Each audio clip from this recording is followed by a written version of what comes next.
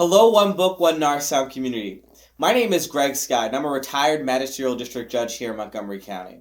And I'm going to be reading Chapter 2 of Lorene Cary's novel, The Price of a Child. As a reminder of where we left off last week, here's a brief recap of Chapter 1. Jenny Pryor and her children have traveled to Philadelphia with Jackson Pryor, who has been named ambassador to Nicaragua. Jackson wants Jenny to be his servant and sexual partner, and to keep her under his control while they're away, he has allowed her to bring only 2 of her 3 children. He leaves Jenny and the children at their Philadelphia hotel while he goes for dinner. Jenny recalls people and events from her past, including a failed attempt at escape when she was pregnant with her first child. She attempts to get help in escaping from slavery by appealing to a chambermaid at the hotel. A young man named Nignag overhears her words and gets a message to a friend who can facilitate her escape. I'll now begin reading Chapter 2. Lorene Cary, The Price of a Child, Chapter 2. Stand. Nignag danced on William Still's office and thrust George's notes at him. Although he had been chairman of the Vigilance Committee for some time, Still felt excited each time someone new came to the office with a note. He never knew what circumstances would be described or what he was about to thrust himself into. Gunplay in a barnyard in New Jersey, live cargo in a box at the wharf, children, pregnant women dressed as men, at least one man dressed quite convincingly as a woman. Still took both notes eagerly, the one with his name written on it, and the one addressed to Passmore Williamson in the hand of George the Haytian. He was about to give back Williamson's note when he saw the young man appeared feeble-minded. Still read his note. Dear Mr. Still, Sir, will you come to Bloodglands as soon as possible, as there are 3 fugitive slaves here who want their liberty?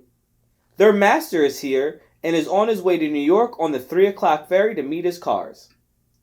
Still knew without looking at the Williamson's note would be the same thing in the same hasty scrawl. I'll save you the trip to Mr. Williamson, boy, but I'll give you another errand in exchange. Can you remember it? Nignag grinned confidently. Do you know Mr. Quick who runs a stable in Rodman Street? Nignag nodded. His brother is my landlord, you could say. Still worked his brows. Emmanuel Quick rented some god-awful hovels as well as a few decent houses. He turned George's note over and wrote, asking Quick to send one of his carriages to Bloodgods immediately. I want you to take this to Mr. Jeremiah Quick. He's the hackman with the table. Yes, sir. Still reached in his pocket and handed Nignag a few pennies. That's for your good work, eh? He winked at Nignag, who grinned, hit himself on the buttocks, and jumped over the threshold and out the door. Still put on his hat to go to Williamson's office on Arch Street, shaking his head to himself about the strange business they were in. He had absolute faith in the idiot who had just left, more faith that he would do his part to help the fugitives than in many so-called men of quality. The Vigilance Committee had requirements: money, transportation, safe havens. But first it depended on the character of the men and women involved, and the judgment of the men who engaged and directed them. Still trusted his intuition. George, the freedom-loving Haitian at Bloodgods, would not have sent Nignag if he could not be trusted. He was a good choice. A simple boy like that could slip into and out of anywhere, and people would never notice, never remember he'd been. Still told himself to keep him in mind. Williamson could see from Still's attitude that the matter was urgent. He read the note standing up. I'm afraid to go to Harrisburg, William. I'll have to leave you to take care of this one without me. Quite sure? Still made a disappointed face. He genuinely enjoyed working vigilance with his white counterpart. Williamson shrugged. He felt obligated to take care of business. Must support my committee work. It was Still's joke that they worked only to pay their Underground Railroad expenses. The fact is, William, you may not have enough time to manage all the details before they're to leave. If it were, I'd find out the owner's particulars and then telegraph our people to New York so they might meet him there. I thought of that. Yes, but this one intrigued me. This one? Still had assisted or directly handled more than 100 cases. They all intrigued him. He kept careful records of each transaction, as well as his subsequent correspondence with the fugitives. Committee members implored each other to destroy evidence as a matter of course, but Williamson knew that Still never would, even though he was aware that if records were discovered, the entire Philadelphia Underground Railroad would be badly compromised. But Still, the son of self-purchased freedmen, had an experience that none of the other members had. His own brother, who had been kidnapped as a child 40 years earlier, had made his way north and found him.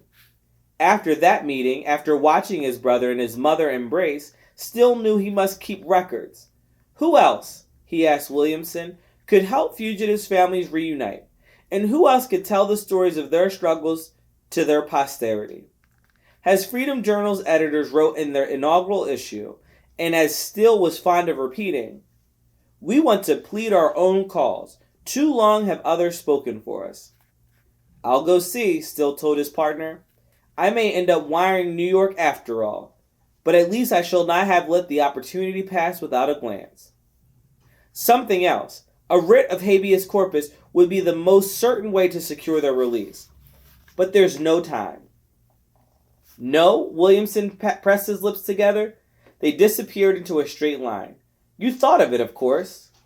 "Yes." Still drawled the word thoughtfully. His hat was on again, and his hand was on the doorknob. "But just consider for a moment. What if I didn't bother with the writ? What if I deal directly with the fugitives and simply tell them that they are free to walk away?" Williamson smiled. To walk away. That's the law. Pennsylvania law would allow them to walk away. Or ride. I sent a note to that quick man we've called before for a carriage. "So much the better. I hope you succeed. Take care, Still." "And you, on your Harrisburg trip?" Williamson went back to his books. In 10 minutes he called his assistant. "Telegraph Mr. Scatterfield in Harrisburg, Joseph, and let him know that I'll be arriving late tonight on the cars." Then he hurried on blood goods to catch Still. Della Quick chatted at Nignag from the kitchen. "Not today, you hear? Go on now, shoo." Della was a round woman. Her face was round, her nose was round, she had a round mouth, round elbows, round hips, and round belly. Her husband, Emmanuel Quick, was tall and big-boned. Mandy stood just inside the door of the shed kitchen, a wooden addition to the back of the house, trying to take off his pants and having a hard time of it. He raised puffs of dust from the dirt floor as he stamped his feet. "Jack, sprat, sprat!" Unless Nignag concentrated, it popped out each time he came to the back door. "Out, Nignag," Della called. "Go." Manny had fallen the day before. He was sore. Besides being sore, he was angry. Since his seizure the year before, took out all his will and all his might to walk to Rachel's house every couple weeks. It took all his cleverness to keep from his son Tyree just what money he gave Rachel, and it took all his patience to live the week through till he got to her. He'd been accustomed to stopping in whenever he wanted for 30 years. He'd taken her every way to take a woman. He'd supported her, he brought a house for her, although he sure enough held on to the deed, and now, since the goddamn seizure, he could barely shuffle through the streets to get a bit of pokey once a fortnight. He hated falling. This time he swore it had been the fault of a German boy who'd run by him too fast and knocked into him. Otherwise, Manny told himself and his family he'd never have toppled. Now his hip hurt, though to the bone, and something in his chest stabbed at him when he breathed too hard, and he always breathed too hard these days because every movement was so damn difficult. Nignag was staring at him. "Get out of here," Manny yelled. "Go away. Go, go." His voice no longer thundered. He held on to the words he could say fast without having to think, and chewed the meaning out of them. "Go. Give me some damn help," he shouted toward the kitchen door. Knick-Knack stepped into the shed kitchen and craned his neck to see Manny's half-naked body. He made an O with his mouth. Black and blue, he said, pointing to the long purple bruise on Manny's hip. Get this N out of here, Manny shouted as loudly as he could. Knick-Knack shrank back toward the door. Did I say come in? Della had to holler over Manny to make Knick-Knack hear her. No, I didn't. You see Mr. Quick there, waiting for his bath? You see him there, fool? You just step back, boy, and say what I have to say to you so I can get on with my work. You hear me? But how could they hear him? Besides Manny and his ruckus, there was a kitchen, overflowing with people and talk and food preparation for the annual pilgrimage to the grave of the Zelpha. Emmanuel, Jeremiah, and Beatrice Quick's father. Each year on the anniversary of his death, they packed a picnic, which grew more sumptuous with their increased prosperity and numbers.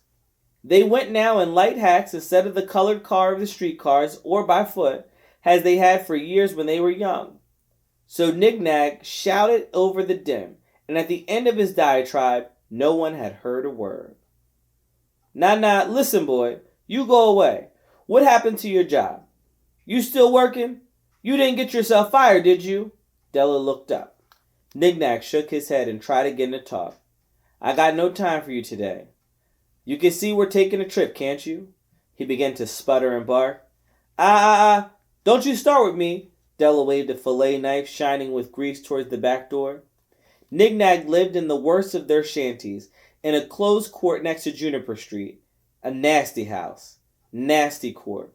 Nasty poor people bunked 4 or 6 and 12 to a room for $50 a week.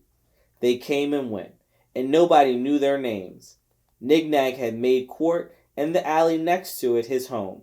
From time to time since his uncle died, various kind souls had taken him in, but no one could stand him for long. If the barking didn't drive them crazy, his occasional bouts of drinking did. Knick-Knack lived by his wits, and he must have them, everyone agreed, because he stayed alive. He was in the habit of coming to the Quicks with their lodger. Abby Ann gave him scraps of food and parcels of clothing that Manny no longer wore, now that he was at least partially confined. And when Knick-Knack didn't get his hand out, he'd been known to throw tantrums. Once, he'd come wearing a painter's cap and claiming to need money for clothes to start his new work. When Della refused him, he ripped his cap off, threw it on the ground, and stamped on it. During his drinking periods, he'd appear with elaborate, feeble-minded lies and tears, wanting food, pennies, or a warm floor to sleep on at midnight. Abby M would let him into the shed. If she let him into the house, he'd still. Now Della pursed her lips at Abby Ann. You started him with this, mighty free with charity. Charity begins at home, I say. It was a familiar argument that Abby Ann, who had not had a pot to piss in or a window to throw it out of, loved nothing more than to play benefactor to any Negro who happened along with a sad story and an empty belly. Abby Ann had grown up with Della's daughter-in-law, Blanche. When Blanche married into the household, Abby Ann had moved in too. Despite the one's marriage, the girls had remained inseparable. Now that Abby Ann was engaged in the young Episcopalian priest, a victory, Tyree said, of good color over good sense, things were changing. The girl who had stomped suddenly into Della's home changed her opinion of herself. She took on affections to display her new class and her piety. She batted her eyes to express several different emotions. She began to wear a hat everywhere because, as she said, her husband-to-be told her that ancient Hebrew women covered their heads at all times, except in the company of their husbands. Della thought the idea ridiculous. They covered their heads, she answered, because they had lice. No matter, Abby Ann wore hats now. Across the alley to Aunt Bee's for a paper of pens, into the backyard to feed the dog, to the privy in the house. Blanche, who did millinery piecework, made little indoor bonnets for Abby Ann out of felt. Silliest damn thing Della had seen. See, Della said, pointing at Knick-Knack, you've given him a taste for begging. They get trained to it, you know. It's easier than doing for themselves, isn't it? Abby Ann rolled her eyes, but kept her head bent over her ironing. She was assigned to iron Manny's clothes and the children's. Della's daughter, Harriet, had ironed everyone else's the night before as soon as she'd arrived from teaching at her school. Her sister-in-law Blanche had worked right along with her until she began shaking with nervous exhaustion. Blanche has always been that way. Went right to the edge of collapse and then killed over. Oh, and she dropped in her tracks. It drove Della crazy. Didn't she say so? Harriet continued to work that night until finally she burned her hand. That had been practically inevitable, stiff as she was from rheumatism, which she developed in a stunning attack at age 24, just as Della had done exactly 24 years earlier. Manny had written it down in his diary in the section where he kept facts about numbers, all sorts of numbers that he found significant. Now, as Abby Ann sprinkled and ironed, the smell of old wool, old cotton, old sweat, and dried sweet bush puffed up into her face. Clouds of steam caught her under her bonnet. She was wearing it indoors, of course, cocked low and a little one to the side, and rolled over the brim in one smooth motion like fog. Harriet sat next to her, shining shoes with one hand. "What's he saying?" Abby Ann shrugged. "Go on, boy. Go on now." Della waved the knife to dismiss Nignag. "Go on and eat at the hotel. Of course you know," she said to anyone who might be listening. "They probably don't feed him anything that's not already rotten, though." "Uh-huh," Sharky said idly. He got his nickname as an infant, when he got into the habit of biting to defend against his overpowering brother. Sharky sat in a chair. He was still coughing with the exertion of dragging his older brother down the stairs. Not only was Manny taller than 6 feet and nearly 14 stone, but he'd fought the whole way, insisting with each step that Sharky had helped him enough and was now a hindrance. Hotel people probably feed their workers worse than they feed the damn dogs. As if in no response, Nignag stepped across the alley and whistled to Manny's and Sharky's sister, B-Dog. They whined and jumped against the fence that Tyree had built for her. Nignag reached into his apron pocket and threw them a couple of lumps of sugar. Manny saw Nignag throw the sugar and yelled at him. "Stop!" he called in the kitchen. "Dogs are going to get worms." "Stop that," Della said. "Don't let me see you throw any more of that over here." "Aunt B spoils Nignag too," Abby Ann said. She pouted. Della frowned at her. "I am too tired for your ass, Abby Ann, and I am too busy to keep correcting you. I've been correcting you in your devilish mouth ever since you were 13. You're going to be a married woman soon.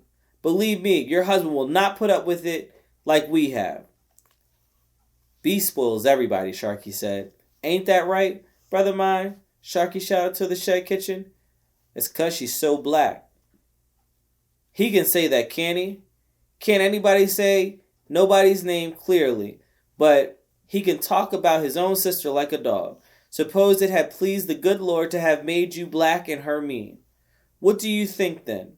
Do you think you spoil people too, or would you just be black and evil? Oh, go to hell. Go to hell, did you say? Go to hell? My God, what verbal prowess. You stand right there with your drawers off like a bad boy. I'll come help you into the tub in a moment. Let me go and see what this poor child Nignag wants." "Get him away from the dog," Della cleared after Sharky. "He'll get fleas and spread 'em all over the alley. That alley got fleas, and it'll eat these little fleas for breakfast, Dell." Sharky went out the back door and talked to Nignag, and in 2 minutes he came inside, throwing open the door. "Hey, Ty," he called. "Sir," Tyree called to him from the basement, where he was making an inventory of dry goods and ale to distribute the next day. Sharky went to the steps and spoke to him. "Listen, Ty, Nignag's been sent here on railroad business. Now he doesn't seem so clear on who else is coming or what's required. The Haitian down at Bloodgood sent him, or else Still, I can't get it straight from him, but the note here is from Still, with George's note crossed out on the back. I figured they need a carriage, but I don't know if they want someone to go into the hotel or what. So, Ty, will you run to the stable and get a carriage? Tell the Tobys that I require it directly. I'll find a hack on Walnut and go to the hotel." Sharky argued briefly with his brother and sister-in-law until it was decided that he and Tyree would come meet them at the cemetery. Tyree took shortcuts through the alleys to his uncle's place. In the hot October, everything stank. Beer joints, disorderly houses, and their diseased young women. Privies, people, a cat and a rat, bloated and rank where they fought to draw and died. Filthy black and white children ran shouting around Tyree's legs in packs of 6 or 8. Some were no more than 2 years old. All were barefoot. From inside the dark houses came the stench of old cooking, rancid oil and turpentine. Only here and there was a greasy stain to indicate that someone had had the decency to throw a splash of dirty wash water around a privy or on the steps. Tyree held his breath. Consumption and cholera and scrofula lived here. Children died as soon as lived, and old people with no money for doctors lay out of doors to perish with creepers in their legs. The Quicks owned 3 shanties this bad, and Tyree knew that if he was to keep the business going in good faith, he'd have to repair or rebuild them. One was the shack that Nignag lived in with Bobo and Jack. No wonder he barked. Tyree strode so fast that Nignag had to trot to keep up. A filthy white woman with a black eye spat at them as they passed. Spread in a line along the alley, like a parody of the opera opening night, stood 3 carriages waiting to be mended by Sharky's favorite freelance carriage restorer, Peter, a Dutch-speaking black man from New York. He was good, but he was also old and failing. The carriages clogged the alley on the residential side, the street side being left clear for traffic. Children had climbed the kneeling rig of a rusty trap where they fought for a chance to sit in the driver's seat. Tyree could smell the stench of horses. In front of the stables, the aroma was complex and appealing. Leather upholstery, oil for gears and for polishing. Horses' bodies and fresh hay, and behind those smells the urine-soaked hay and rich manure. In the back it was simple. Piss and dung, heat and stink. Tyree went in. Nignag, who was afraid of Sharky's regular employees, twins called Tobies, stayed by the door. The Tobies nodded at Tyree and pointed toward Nignag. His sudden movements made the horses nervous. "Stay outside," Therese told him. Nignag rolled his eyes at the twin men and stepped back into the alley. They could hear him neigh. Tyree told the men what Sharky had said, and they rigged a horse to a covered carriage silently. They worked slowly. Nothing could make them hurry. He watched them as he had since he was a boy, fascinated by their likeness. Tyree himself had a twin, a sister, but they looked no more alike than other siblings. He found Harriet's company more comfortable and familiar than anyone's, but they had never, except perhaps when they were babies, and this he knew only from his mother say-so, they'd never made their own world like these 2 men, excluding everyone else, other family, friends, and lovers. He wondered what Toby would do if the other died. They did not even have separate names. Tyree's older brother, Roland, had died violently, and he had probably asked for it. Now, 8 years later, Tyree found himself waking from what felt as if had been a dream. Married to Roland's widow, raising Roland's child, and overseeing the family business, which was to have been Roland's work. Tyree had planned to teach at his academy with Harriet and stay a bachelor like Sharky. The rig was not especially fancy, and it was old, but Sharky kept it impeccably maintained. It was outfitted with leather rigging and generous springs that made for a spongy ride. Tyree hadn't driven one of these things for some time. It felt rich. Once out of the stable, Tyree turned the corner and motioned for Nignag to jump onto the runner, but not to get in it. Then he headed toward the river and Bloodgood's hotel. He hoped Toby's unalterably slow pace hadn't made him too late. George saw him from the window after he set Nignag for Sharky. George had made a show of dispatching another boy to follow him and to see to it that he brought fresh oysters. It gave him an excuse to keep checking the windows and doors.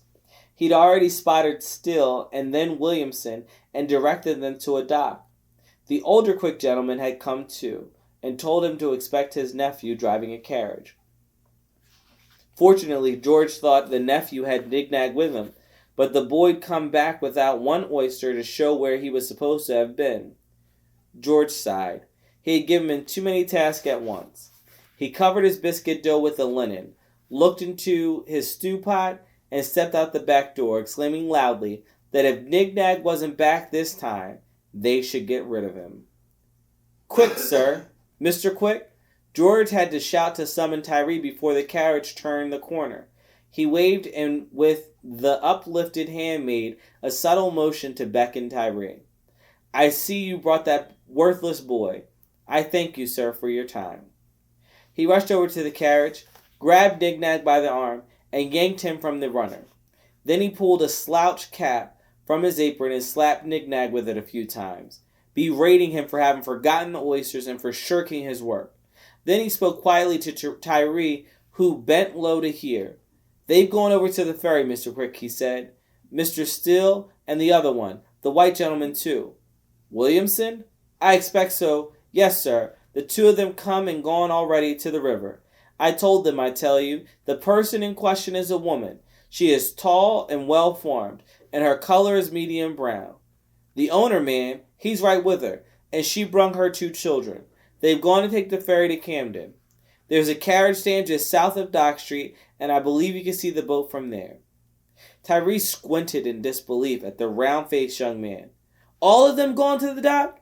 "Yes, sir. I told them, I tell you. The woman, as I have just told you, and the men, they say they're gone too."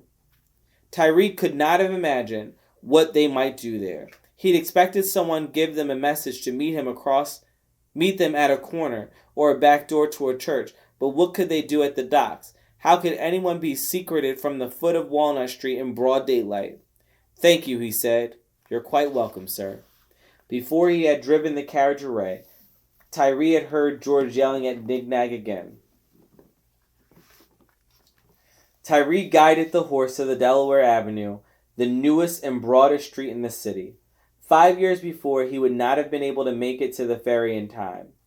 Along the bank of the Delaware River, where William Penn had envisioned a tree-shaded promenade for health and exercise of Philadelphians, early lot holders saw opportunities for making money. As early as 1700, they had erected so many vaults, storehouses, primitive manufacturing huts, and houses that the city required them to build a street.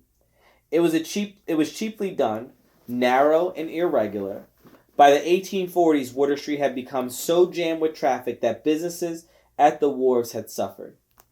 Then it happened that Stephen Girard, the wealthy China merchant who established a college for the education of needy white boys, also left the city a $500,000 bequest, whose interest went up to buy Water Street's hovels and build a widened Delaware Avenue. It was generally believed among colored Americans, although no one had proof, Richmond were too clever for that Girard's great wealth came in part from holding $6 million for Haiti's liberator, Toussaint Louverture, and neglecting to give it back to the Haitians when Toussaint died. Tyree relished in the irony that in 1855, Girard's Delaware Avenue was making freedom possible for a black woman. As Delaware and Dock Streets, the thing was in progress, and it was no mere quiet, secret, scuffling, sneaking away, such as Tyree had helped him before. This escape was a public exhibition. From the driver's seat on the carriage, Tyree could see the dock and ferry. A group of onlookers had already gathered at the wharf. Sharkey stood among them. Dock workers had left the cartons of freight and were standing under Camden and Amboy sign on the warehouse. White smoke curled from the chimney behind the ferry's water wheel. Up on the hurricane deck was William Still, the black co-chairman of the Vigilance Committee. He stood motionless with one arm outstretched to a beckoned tall, brown-skinned woman who sat a few feet in front of him. A girl and a boy huddled on the bench to her left. A well-dressed white man sat on her right. Still reached out to the woman who confidently has a gentleman ushering his lady into a coach. Downstream from the ferry, The dock street sewer spewed filth into the river. The stench of it clung to rotten holes in the wooden wharves, which sanitary commissioners had for years urged owners to replace with stone. "Madam," he said, "I believe you are the woman we are looking for." Passmore Williamson stood next to Still and spoke in sharply enunciated tenor. "You are entitled to your freedom according to the laws of Pennsylvania, having been brought into the state by your owner. If you prefer freedom to slavery, as we suppose everybody's does, you have the chance to accept it now." He stopped for a moment, while the white man to the woman's side made some objection. Then Williamson continued, speaking loudly and with confidence, "Madam, act calmly. Don't be frightened by your master. You are as much entitled to your freedom as we are, or as he is." "Jenny, we have no idea who these persons are," Pryor waved his hand dismissively. "Madam," Williamson continued, "you know who we are, I'm sure, and why we are here. Please be assured that the law will protect you." "Get out of here. You don't have a ticket. You're harassing us, and you have no idea who I am." "But remember, if you lose this chance, you may never get such another." "Listen, I've had enough of this meddling," said Pryor. "She knows about the law. Believe me, she knows the law. What she may not know is the mischief you people make, pulling in Niggers who know no better, and then a week or two later the marshals of the United States of America have delivered them back to their rightful owners. Isn't that so?" Jenny didn't move, although her upper body seemed poised to raise, and her eyes moved from William Still's face to Passmore Williams and out to the onlookers. "Madam," Still said, ignoring Pryor, "you may be certain that judges have time and again ruled in favor of cases like yours. I suspect you even turn a profit doing this," Pryor said, sounding at once confident and irritable. To contradict him, Still looked at the woman and shook his head, in a slow, deliberate motion. The dock street sewer belched out a load of filth. The plopping and trickling made an obscene noise in the unnatural silence of the wharf.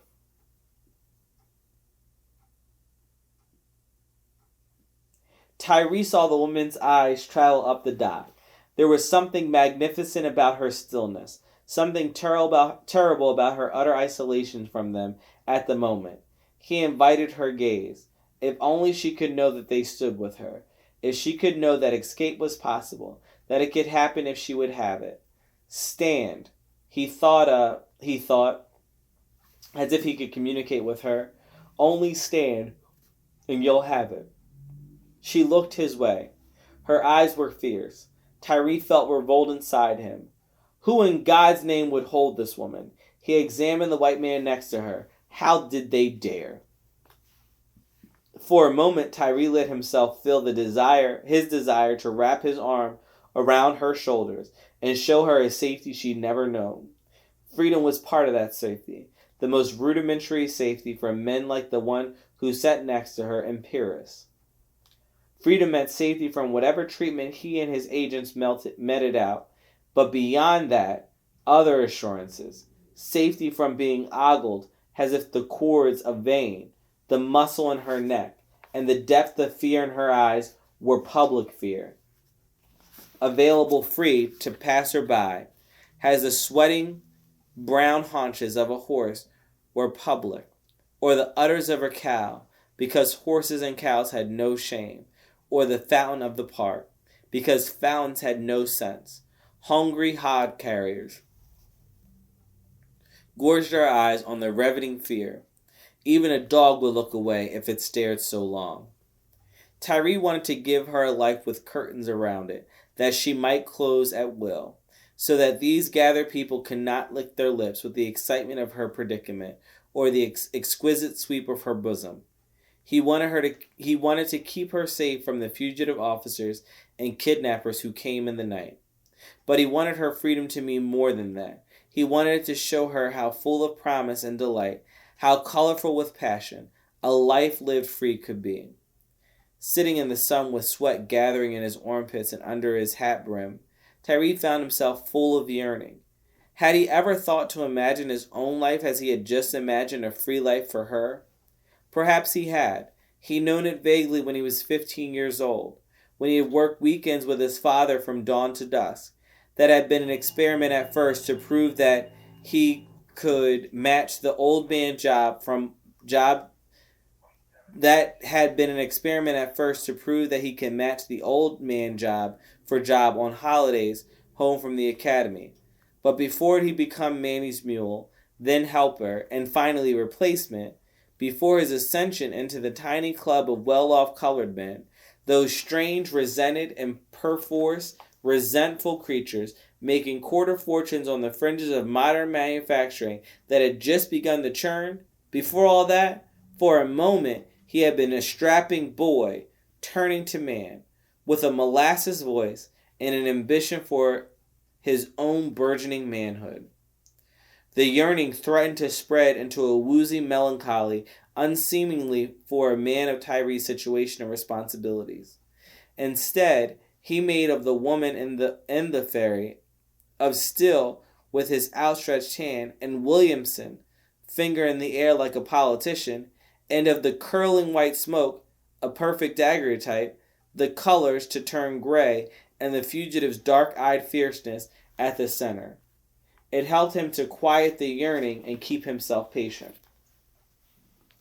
Having made their first audacious display, Williamson and Still seemed content for the moment to let the drama mount.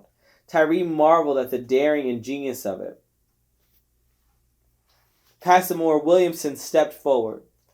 The black rescuer, William Still, maintained his distance, as if they had decided ahead of time that a free and sturdy man of color ought not move too close to the owner of slaves. "Madam," said Williamson, "we will see you through this. We will not abandon you part way." "This woman is going to New York," Pryor bellowed. "New York, you hear? And you have no idea of her circumstances. No idea." This he shouted at her right in her face, so that it made the onlookers jump. Dock workers and hewers and carriers and servants and employees of the maker of candles, shoes, textiles, nails, and pens. Most of them had known the terror of bellowing parents, had been beaten and cuffed with rods and brushes and belts and belt buckles. They'd been dragged and scraped and slapped and burned, shut up in the coal holes and cellars and chests, locked alone in the dark at night to wait and cry to God for mercy in the dawn. They were working people, trained by fear to work and obey. When Pryor shouted with rage in his voice, they went together.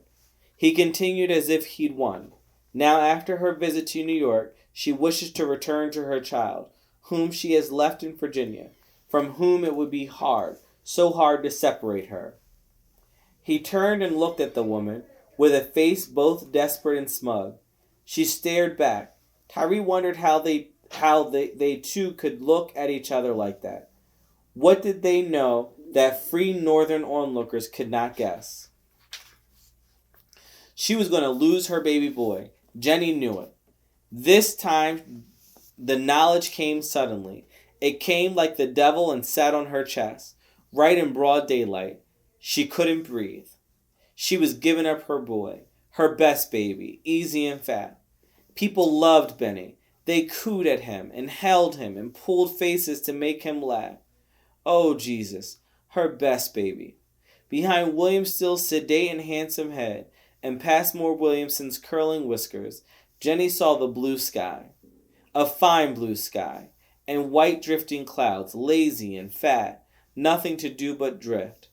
Jenny's head was fit to burst, and her temples rushed so hot that she thought she would explode, and she could barely catch her breath. Her best baby. "Please, old master, don't whoop me.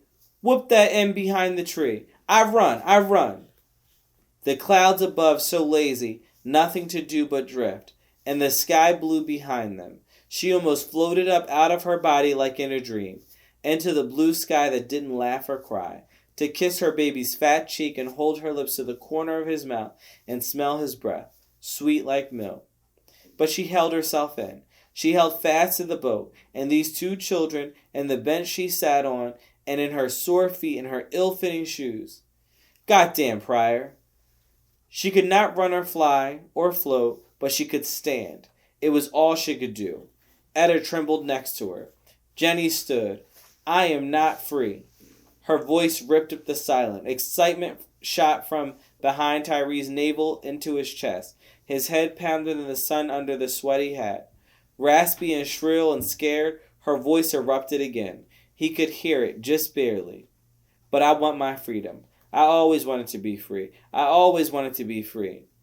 Hers was an accent such as Southern Negroes had, and not all that remarkable, but the edge of her voice was ragged with emotion. But he holds me, she spoke of William Sill, and then to Passmore Williamson. That's enough of this. That's enough. She belongs to me. She belongs to me, do you hear? This woman belongs to me, and there's an end to it. She is perfectly free with me. I intend to grant her freedom when we return. Grant it completely. Who was he telling? Then the bell. It tinkled from below, on the bottom deck. It caught them unawares as if they'd forgotten that they sat on a boat for carrying passengers across the water. William Still touched her arm. Come. She stood. Behind and nearby her people whispered, Go along. 3 or 4 passengers touched the children from behind to urge them along as well. William Still stepped cautiously backwards, his hand barely touching the underside of her forearm, his eyes combing discreetly through the crowd for railroad men. Pryor jumped to his feet and grabbed for her. Tyree could see that. Then Williamson stepped in the way. Pryor raised his arm and pushed him back. Williamson's slender shoulders listed to one side. Colored porters appeared. Tyree had thought them on the lower deck, but now they surfaced suddenly, like genies from make-believe, to restrain Pryor. With astounding gentleness, they took hold of his arms. One white man, whom Tyree took to another slave owner, shouted, Let them alone! They are his property! The mere sight of their grasp on the slave owner's coat, black and brown hands controlling a white man's body, made the crowd shiver. It was taboo. The colored porter said nothing. The woman's little boy looked over his shoulder to see the man lay hold of Pryor. Startled and frightened, the children began to scream, Massa Jack! Massa Jack! Jack Pryor's head swiveled to watch them go. Maddie's voice pierced him. It happened so fast, and damned if they weren't walking away. Big as life. Jenny never looked back, and 5 ends had hindered him from grabbing her back. This is outrageous. Outrage, you've abducted her. No, sir, she's gone of her own will. We all have witnesses. Witnesses? They've witnessed larceny. That's what they've witnessed. No, sir, they've witnessed freedom. Sir, guaranteed by the laws of the Commonwealth of Pennsylvania. Don't you lecture me, you pompous son of a bitch. What is your name? My name is Passmore Williamson, sir. Well, Passmore Williamson, you're going to be sorry for this nasty piece of work here today. Do you hear me? Williamson stepped aside, and the porters loosened their hold on Pryor, who started down the steps. The conductor ran to tell them that the boat was leaving and to remind him, in a fussy manner, that they could not be expected to honor his fare on the later ferry. Jack Pryor poked his finger on the man's shoulder. You just hold this damn boat, you hear me? I've got business abroad for the United States, and I said hold the boat. Tyree saw the child's mother jerk his hand, and surrounded by supporters, the fugitive family descended the stairs on the street. Sharkey had stepped to the front of the crowd. Tyree could see that he was preparing to help run the fugitives, though, in case the crowd turned into a mob. Knock him down! Knock him down! Didn't Tyree feel it too? The obscene excitement. Knock him down. For a moment he could envision the man on the ground, eyes rolling with panic. He could see him gulping air and nose dripping. You could see the boy then, and the man's shame. You could see the boy he was. Tyree shifted to the readiness in his seat. It didn't matter what they did to the owner. It was time to take the woman away. In fact, no one took up the cry. No one raised a hand to hurt Pryor, Jenny, or the children. Instead, a tiny group stood together to protect the woman and her 2 children as they walked down the steps from the upper deck, across the boat, and onto the plank. Pryor followed, the crowd hampered to him. He pushed and waved his arm. Still looked at Sharkey, and Sharkey nodded towards Tyree. He drove to the dock and sat picking his teeth. Tyree could see that Pryor detoured to catch the attention of a policeman who stood watching but not moving. Half a block north of Dock Street, the two men were still talking. Pryor pointing and motioning, the policeman nodding his head, as William Still led the woman to the carriage. Still put out a hand to help her in. Tyree wished they would hurry. Pryor and the policeman had begun to walk toward them. The woman nodded but turned first to her son. A colored porter was holding the child on his hip. The boy had stopped screaming. Now he sniveled loudly and coughed. "You are a fool for crying so after Master Jack. A fool, you hear me? You better pray God never catches you, 'cause he'll sell you for sure, and he'll sell me and your sister too." Then she turned, grabbed her shirt, and put out her hand for William Still. Tyree felt the carriage dip to the side. He felt her weight as she sat in one corner. The girl climbed in, and the porter plopped the boy in after. William Still mounted the steps calmly. He looked over the crowd, his face unsmiling but triumphant. He caught the eyes of several people, nodded to each one, and having concluded the business as publicly as it had begun, he closed the door. On the other side of the carriage, Sharkey quietly let himself in. Once the group was safely in the carriage, the policeman stopped. He turned to Pryor and shook his head. Pryor argued, but it was clear to the officer that there were too many sympathizers. He could not compel them to give up the woman, and he had learned early in his career not to intervene when he could not prevail. "They are stealing them away." Jack Pryor could not move the policeman. "Isn't this kidnapping?" "Looks mighty like it to me." "You won't pursue them?" "Sir, you've got a crowd here. Maybe you people down where you come from have never seen a riot, but we have, sir. I won't risk it, sir." Pryor watched Still flash a smile at the porters who had held him. "What's his name?" "Who, sir?" "The colored man." "Who, sir?" "The colored man there?" "Name's Still. Vigilance men is what they call themselves." "And them?" He pointed to the porters. The policeman just made barely audible snort of impatience. "Well, so those are porters, sir." Pryor ignored his impertinence. "This whole crew will hear from me. And your name?" "My name is Officer Robert Brown." "I'll remember that." Then he walked back to the ferry that was waiting for him. Jenny looked north from her carriage window, along the broad street. Brick buildings, some 4 and 5 stories tall, as wide across as 3 houses, squatted in rows. Horses and loaded wagons were hitched next to them or off to the sides of intersections, where they'd be out of the way of traffic. In the middle of the stone road, dusty streetcars' track reflected the sun. To the side was a pile of stones, where men had opened the street and dug a hole, in which they were working. Signs were painted on the side walls of the buildings. Number 2 chains, iron and metal, tavern, and cigars. She read them again and again, but she could not make them make sense, nor could she stop her hands from trembling or her eyes from darting, from one word to the next, to the children, to Still, to the plush upholstery. "Madam, listen to me," Still said. "I know an old midwife. Quite good. Superb. Black. Are you listening?" Superb black. Jenny had never heard the phrase. She looked vacantly at Still. Superb. "This woman tells me that when women are distressed, one must remind them to breathe. I think you must breathe now. Do you hear me? Breathe deeply. There, now, blow out slowly." Jenny breathed. She stopped whirling. Then she put one arm around each child and squeezed their shoulders. "Children, you heard what the gentleman said. Breathe."